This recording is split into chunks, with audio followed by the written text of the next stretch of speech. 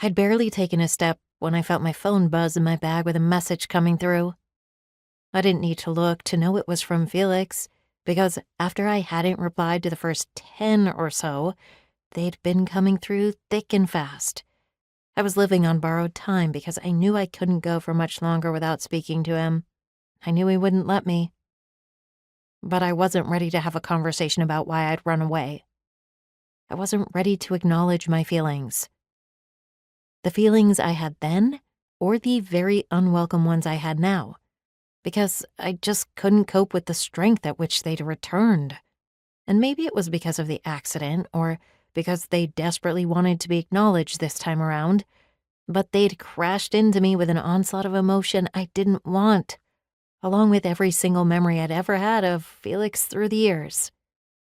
Whether it was one of the million hugs he'd given me throughout our friendship, squeezing me harder each time so the deep, oaky man scent of him traveled further and further up into my temporal lobe, burying itself so deep I'd never associate it with anyone else but him, or the way he always looked out for me whenever I was out drinking with the boys, making sure I was okay.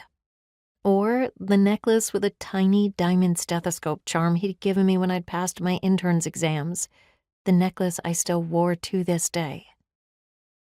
It didn't matter. My memory bank wasn't discerning or thoughtful enough to filter them. Instead, hitting me with the ones which evoked the hardest. I'd ignored them for so long that the numbing agent had clearly worn off, its power no longer able to hold up against that kiss. I'd needed something stronger. I'd needed to stay busy. I'd spent the week performing the goriest, most grueling surgeries I could find, and like a boxer would smash the bag, I cut, I broke, I fixed. Because the basic facts were, that kiss I'd been waiting 12 years for, that kiss that was still imprinted on my lips, was the best kiss of my life. And he hadn't even been fully conscious for it. So I'd avoided him for the entire time he was supposed to be under my care, instead palming him off to Hunter because I knew he'd remember eventually, and it was easier than seeing the regret he would have shown if I'd waited around for longer than the 3 seconds I did. I didn't want to be reminded that he only thought of me as a little sister, as Cooper's sister. I'd seen the shock on all their faces when I'd walked into the room to report on his surgery.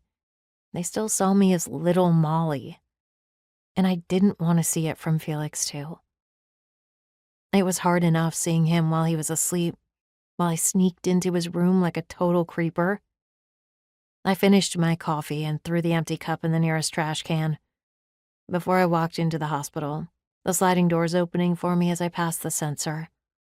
I know people tended to hate hospitals, tended to see the negative, but for me, they'd always filled me with hope, with possibility, with promise, and walking through the doors always provided a sense of calm and peace.